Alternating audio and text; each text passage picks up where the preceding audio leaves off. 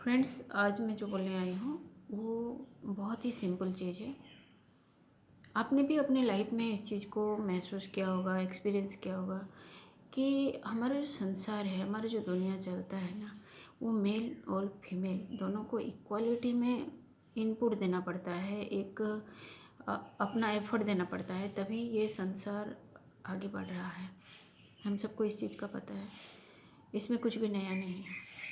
पर ऐसा क्या होता है कि कुछ ही फीमेल होती हैं या फिर कुछ मेल भी होते हैं जिनको अन्याय नहीं पसंद होता। अन्याय जो चल रहा है, जो सिस्टम चल रहा है रेगुलरली, कई कई पुराने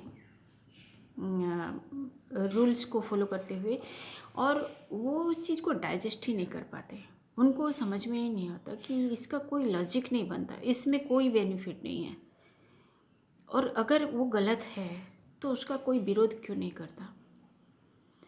कुछ होती हैं जो बिल्कुल कॉम्प्रोमाइज़ नहीं करती, कुछ गलत चीज़ों को लेकर वो रिएक्ट ही करती हैं।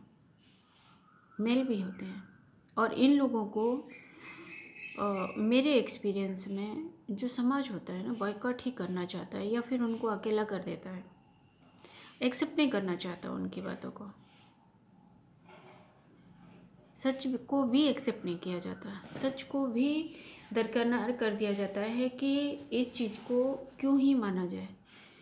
सब अगर फॉलो कर रहे हैं, सब अगर उस चीज़ को मान रहे हैं, सब अगर उस चीज़ को समझ रहे हैं, व्हाई नॉट यू? तुमको भी समझना चाहिए।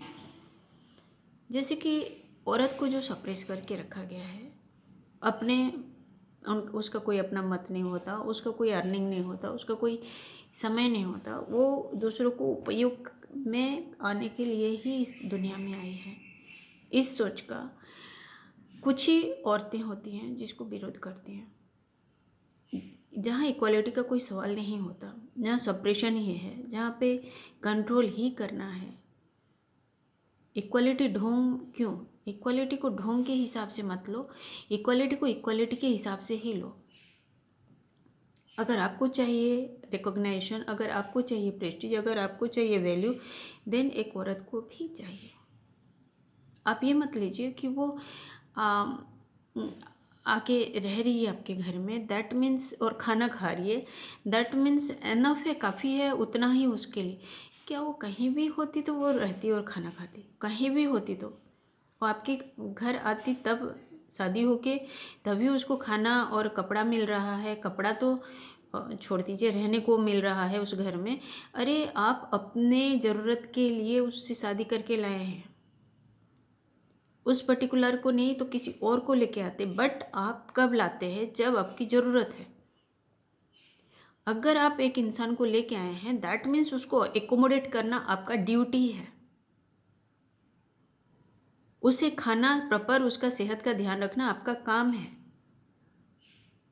वो एहसान नहीं कर रहे आप, इवन वो आके आपके पास एहसान कर रही है कि वो आपका जो डेली डेली का जो ड्यूटीज़ है, डेली का जो काम है, वो शेयर करती है। अपने सारे काम को वन साइड रख के आपके सारे काम वो कर रही है। तो आप उसको रहने के लिए शेल्टर दे के या फिर उसको खाना दे के आप कोई एहसान नहीं कर रहे, आप उसका एहसान ले रहे हैं।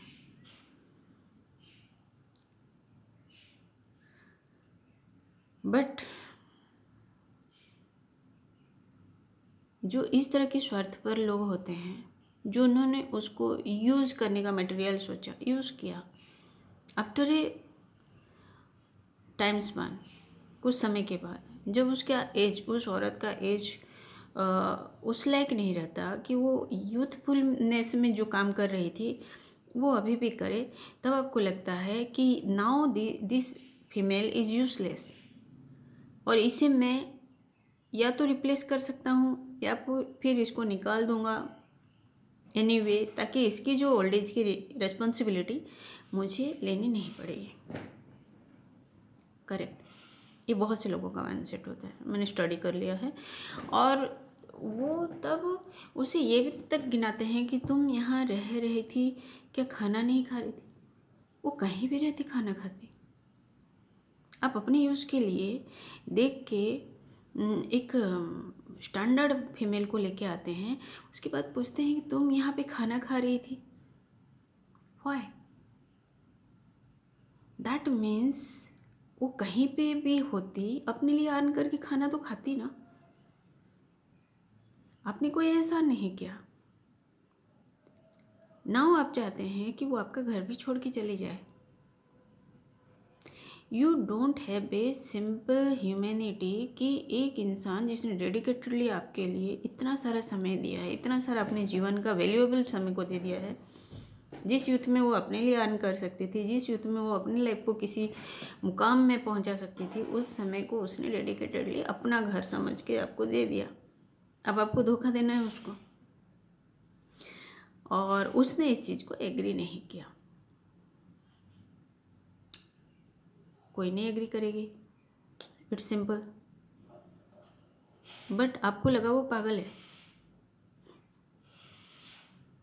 जो कोई भी एग्री नहीं करेगी वो पागल कैसे हो सकता है? You are doing the uncommon चीज, you are doing the abnormal चीज। आप एबनॉर्मलिटी शो कर रहे हैं, आप पागल हैं, वो नहीं है। और आप फिर उसको एनी वे निकालने के लिए अपने ट्रिक्स अप्लाई करना चाहते हैं। उस औरत का माइंडसेट यही है कि वो अन्याय नहीं सहेगी। आपको लगता है सभी औरतें अन्याय सह जाती हैं चुपचाप, इधर घर छोड़ के चली जाती हैं या सुसाइड कर लेती हैं? Why not you?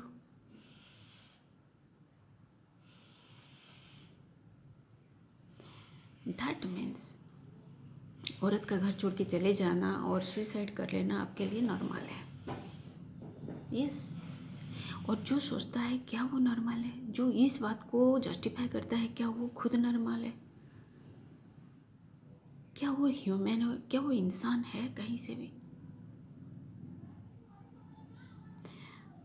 और जो औरत इस चीज़ को विरोध करती है, जो इस चीज़ को एग्री नहीं करती,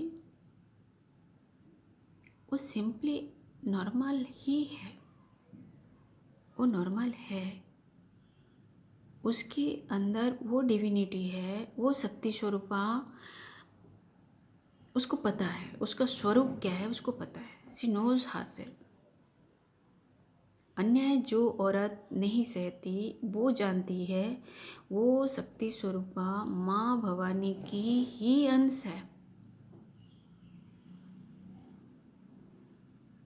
उसे पता है कि पूरी ब्रह्मांड माँ भवानी की सृष्टि है, उसके गर्भ से ही निकला हुआ है ब्रह्मांड। सिर्फ कुछ ज्ञानी ही एक्सेप्ट करते हैं, अज्ञानी तो इस चीज़ को मना ही करेंगे, अज्ञानी इस चीज़ को डिनाई ही करेगा। हर औरत प्रेग्नेंट होती है और वही बच्चा सृष्टि करके बाहर देती है।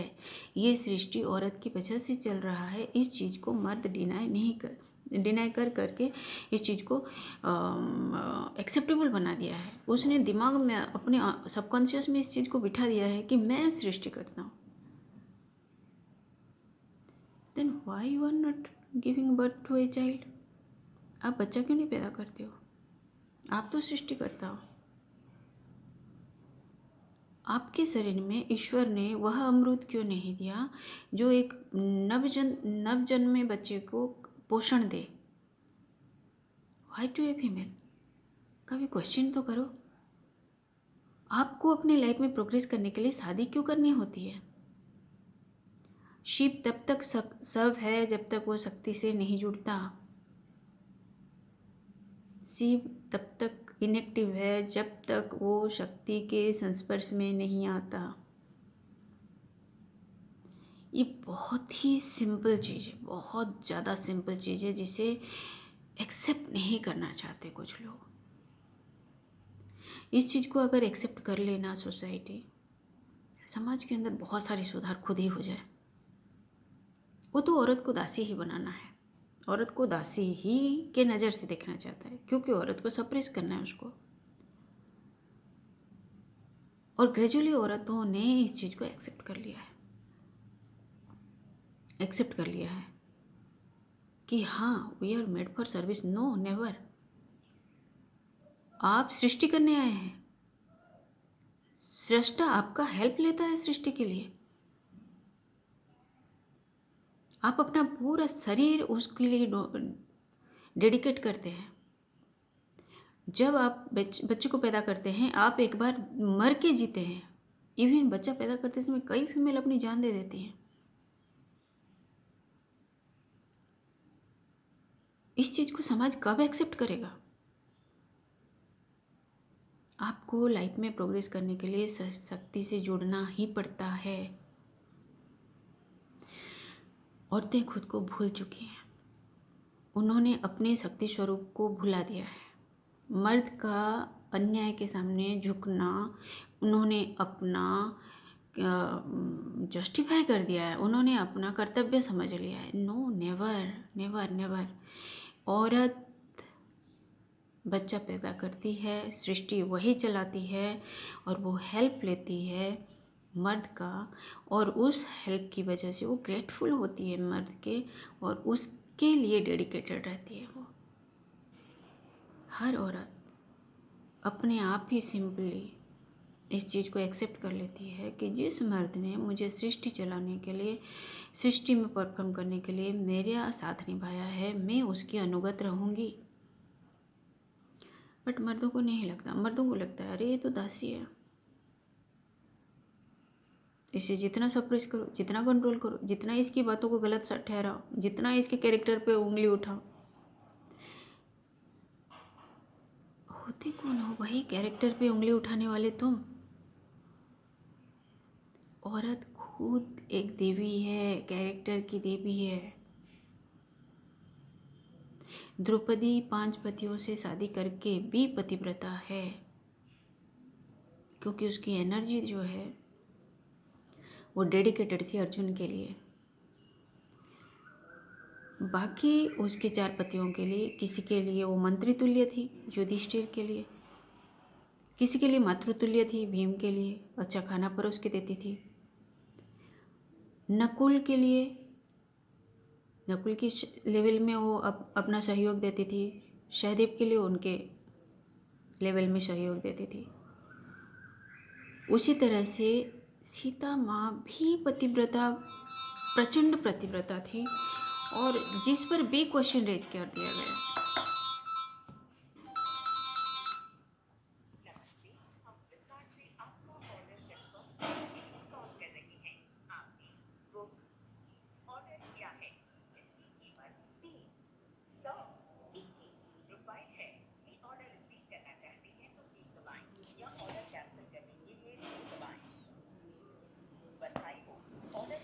तो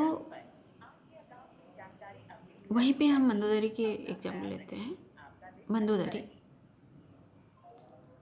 पहले वो बाली की पत्नी थी।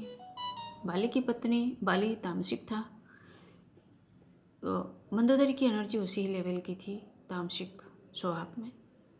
उसके बाद जब वो रावण की पत्नी बनी, रावण राजर्षि था और उसकी एनर्जी राजर्षि स्वभाव की थी, तब उसकी एनर्जी, उसकी फ्रीक्वेंसी चेंज हो रखी थी। और जब वह विभीषण की पत्नी बनी, तब वो सात्विक नेचर में थी। एक ही स्त्री 3 पति होने के बावजूद वो पतिव्रता होती है, क्योंकि एनर्जी उसकी उसी लेवल की होती है, और इसे कोई मर्द डिफाइन नहीं कर सकता। कोई मर्द के अंदर वो कैपेसिटी ही नहीं है कि वो डिफाइन कर पाए।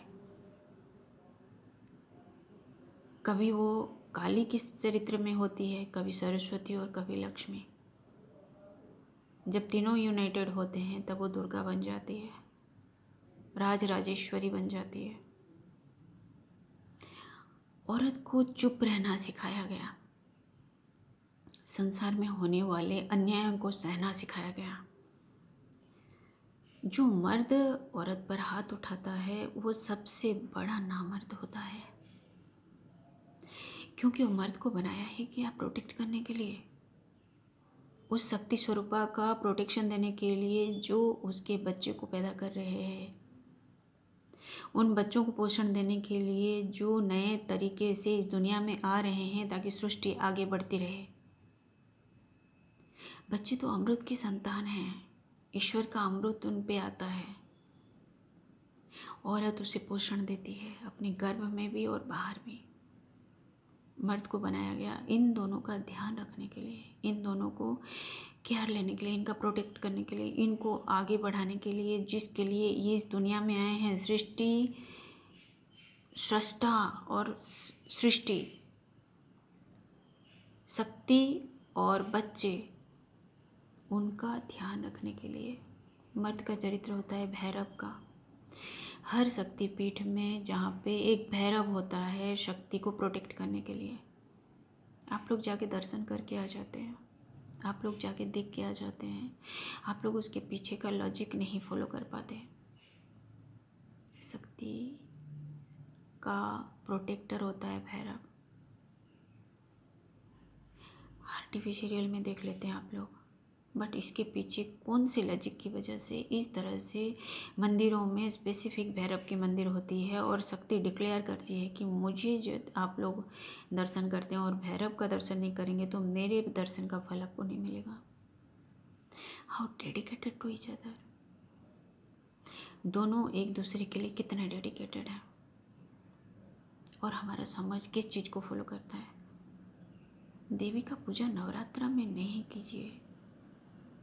देवी का पूजा पूरी तरह से अपने लाइफ में करना होता है। उसे सम्मान दीजिए, उसे रेस्पेक्ट दीजिए अंदर से, हृदय से।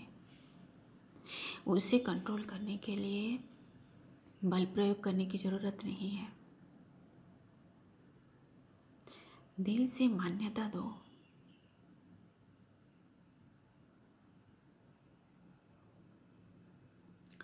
जिस दिन शक्ति आपके पास से, आपके लाइफ से जाती है, उस दिन आप शक्तिहीन सब बन जाते हैं।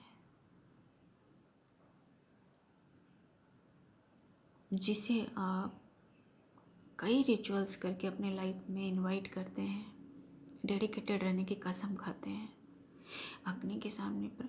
अब कसम खाते हैं कि मैं इसके साथ डेडिकेटेड रहूँगा, लाइफ टाइम इसका प्रोटेक्शन करूँगा, इसका मान सम्मान का ध्यान रखूँगा। क्योंकि ये शक्ति जो है अपने माता पिता का घर छोड़ के मेरे को शक्ति प्रदान करने आई है। इसके बिना मैं शव था, अब मैं शिव बनूँगा। इसीलिए बोला जाता है पति को परमेश्वर। जब शिव में शक्ति का प्रविष्ट होता है तभी वो सब शिव बनता है। बिना शक्ति के वो शव है। अपनी शक्ति का आदर करो।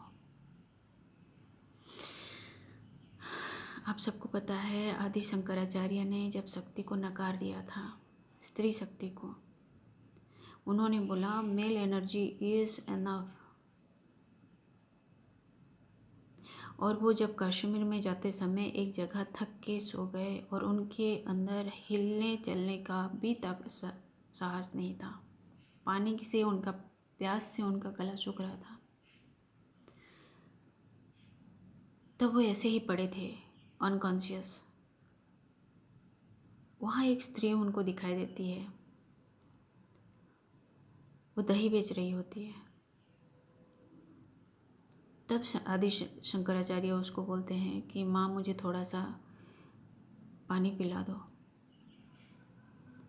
वो स्त्री बोलती है आके ले लो।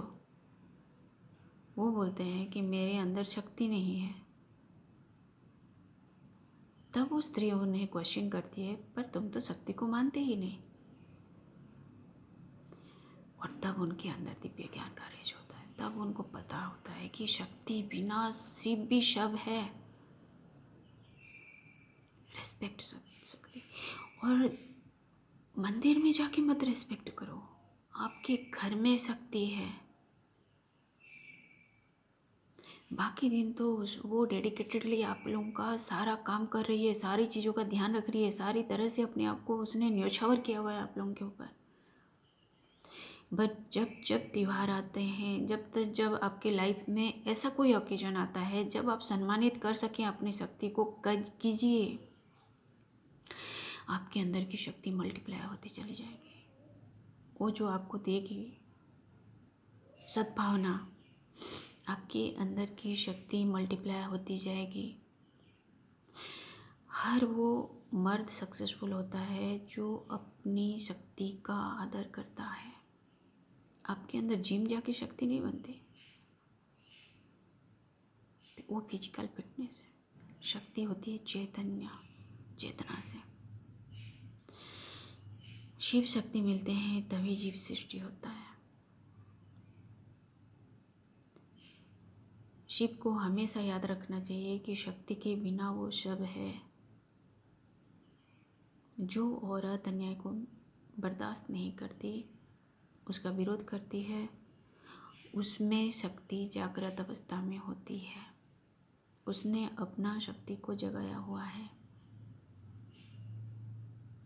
इसीलिए वो अन्याय को नहीं मानती। उसे पता है कि शक्ति मैं हूँ।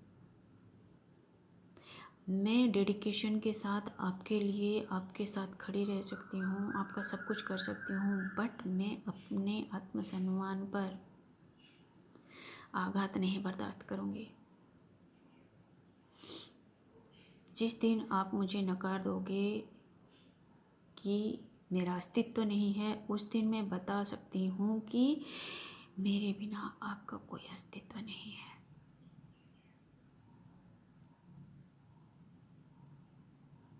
समय आ चुका है कि शक्ति जागे, क्योंकि सत्य युग शक्ति का युग है। सत्य युग सतयुग ही है। सती, शिव और सती की कहानी आप लोगों ने पढ़ा, वो सत्ययुग की कहानी थी। सती ही सत्ययुग में होती है जागृत। कलयुग में शक्ति को सुप्तावस्था में या फिर अचेतावस्था में कर दिया जाता है, ह्यूमिलिएशन के, या फिर इतना ज़्यादा टर्चर हो सह चुकी होती है कि उसने अपने आप को सरेंडर कर दिया है। पर अब समय है कि शक्ति जागे। सृष्टि निर्माण करने में, सृष्टि को चलाने में, सृष्टि को शक्ति देने में शक्ति का ही काम है। ये हर किसी को समझना पड़ेगा। हर औरत को जागना ही पड़ेगा। अपना छिपा हुआ अस्तित्व को जगाना ही है आपको, क्योंकि सत्ययुग आपसे ही बनता है। कली का बिल्कुल अपोजिट होगा सत्ययुग, बिल्कुल अपोजिट होगा सत्ययुग। जो चीज़ें अपने निम्न स्तर में पहुंच गई हैं वो कलियुग है, और वही सबसे पिक पे होंगी सत्ययुग में। इसलिए जागना बहुत ज़रूरी है। जागिए, समय बहुत नहीं है, अभी बहुत समय नहीं है। अपने अंदर का चेतना जगाने का टाइम है ये। सुप्त रहने का समय ख़त्म हो चुका। सच्चाई को एक्सेप्ट करें, और जो घिसे पीटे ढरने पे रहना चाहते हैं, वहाँ उनका सत्ययुग में कोई वेलकम नहीं होने वाला। वो सत्ययुग को क्वालिफाई नहीं करेंगे। ये क्वालिफाई करना ही है। आपने कली का गुण को कितना अपने अंदर से बाहर निकाला, एंड सत्ययुग का गुणों को कितना अपने अंदर डाला। इसी तरह से आपकी क्वालिफिकेशन निर्धारित होगी। Qualify yourself. बहुत टफ काम नहीं होता ये, बहुत टफ नहीं होता। सत्य और न्याय के रास्ते पे चलना ही इसकी एकमात्र पथ है, एक ही रास्ता है। कभी किसी अन्याय के सामने मत झुको, मत झुको। ये दुनिया में आप एडजस्ट होने नहीं आए। ये दुनिया में सत्य, न्याय और अन्याय, असत्य को डिस्टिंग्विश करके आपको कौन सा रास्ता पे चलना है डिसाइड करने आप आए हैं।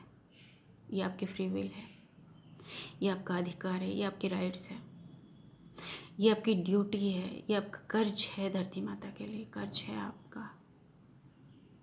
आप धरती माता का हवा अपने श्वास में ले रहे हैं, वो जिंदा रख रही है आपको।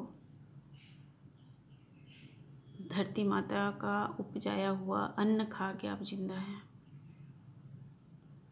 और उसी के बख्श में खड़े होके आप औरतों को गाली देते हैं, औरतों पर टर्चर करते हैं।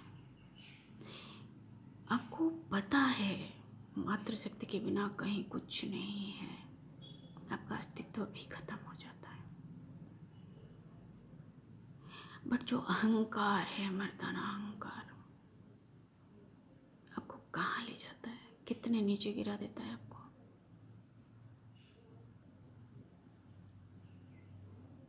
शास्त्र में भी कहा गया है, एक एज तक पहुंच के पत्नी भी माता स्वरूपा हो जाती है। पति के लिए भी उसको माँ का आदर देना होता है।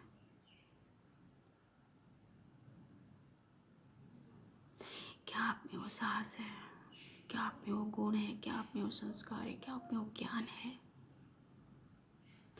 आप चाहे कृष्ण कृष्ण करें, राधा राधा करें, आप चाहे राम राम करें, सीता सीता करें, आप चाहे हनुमान जी को माने, आप किसी को भी मानते हो, सत्य से नहीं भाग सकते।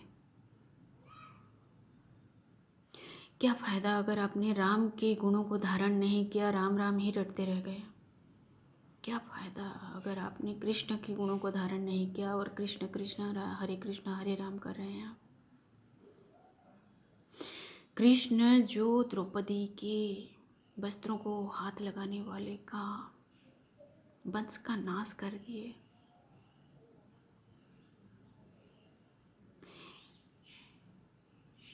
समझने के लिए कितना समय चाहिए किसी को? क्यों नहीं समझते आप? क्यों नहीं समझना चाहते? किस मेल ईगो को जिंदा रखने के लिए नहीं समझना है इन बातों को? ये शास्त्र नहीं है, ये हमारा चरित्र है, इंसानी चरित्र है ये।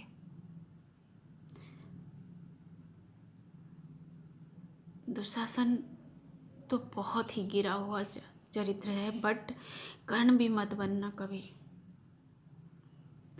कर्ण भी मत बनना कभी, क्योंकि उसे भी आदर नहीं दिया जा सकता। कर्ण भी आदर के लायक नहीं है।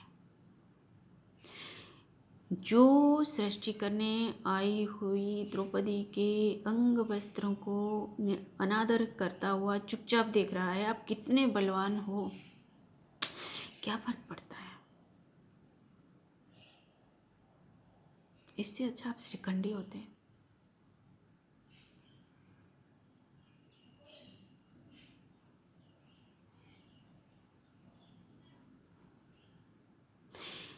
पति के अंधत्व के लिए आंख पे पट्टी बांधने वाली गांधारी होना कहाँ तक जस्टिफाइड है? कहाँ तक जस्टिफाइड है? आपने तो अच्छी परवरिश ही नहीं दी अपने बच्चों को। आपने बच्चे क्या कर रहे हैं देखा नहीं, यूं ही छोड़ दिया उनको।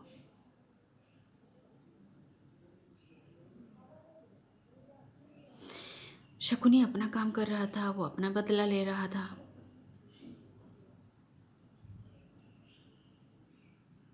बस फ्रेंड्स, एक ही काम है हमारा, हम अपना चरित्र को बना के रखें। चरित्र निर्माण सर्वोपरि होता है, और इस चरित्र में डिस्टिंग्विश करना सत्य असत्य, न्याय अन्याय का सबसे बड़ा ज़रूरत है।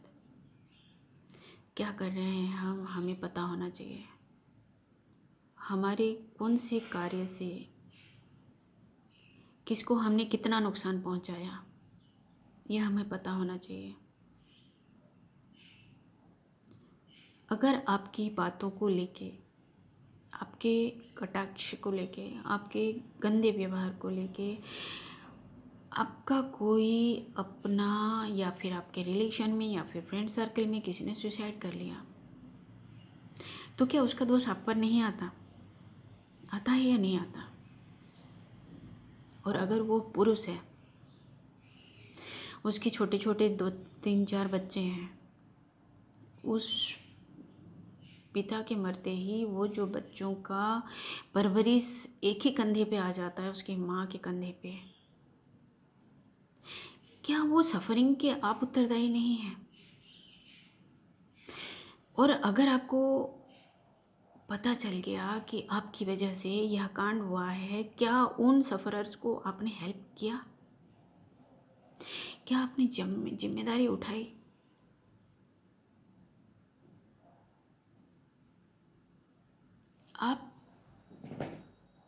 आप में साहस नहीं है जाके बोलने के लिए कि ड्यू टू मेरी कुछ गलत हरकत की वजह से ये कांड हुआ है और अब इन बच्चों का जिम्मेदारी मेरी है। क्या सिर्फ शोषण करने के लिए आप पैदा हुए हैं? आपने पैदा होकर किसके लिए लाभ क्रिएट किया है? आप यहाँ इस धरती का हवा पानी यूज़ करते हैं, यहाँ का अन्न खाते हैं और यहीं पे उसके बच्चों को टॉर्चर करते हैं। आपको किसने अधिकार दिया है? यह हक कहाँ से मिला? कहाँ से मिला? ऐसा हक कहाँ से मिलता है आपको?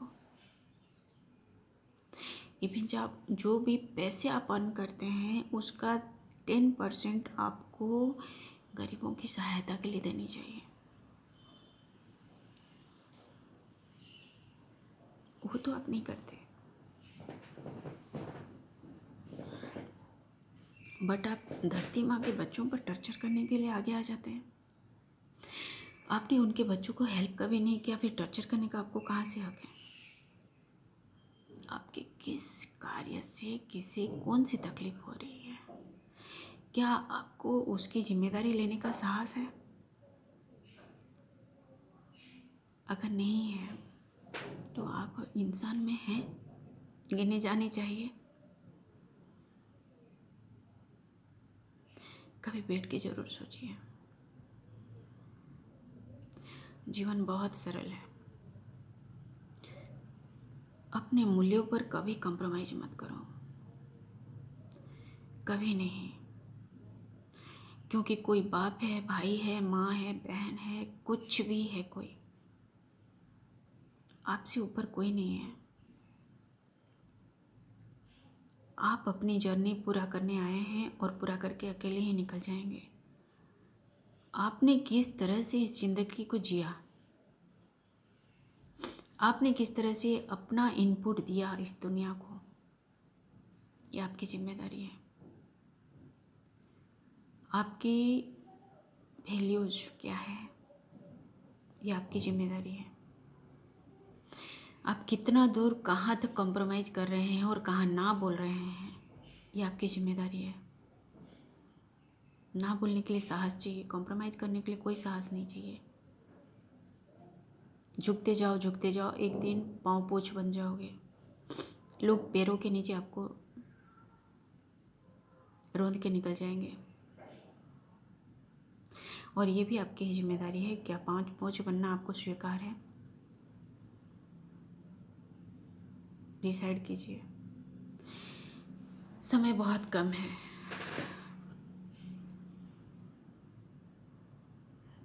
थैंक यू फ्रेंड्स, मेरी बातें सुनने के लिए।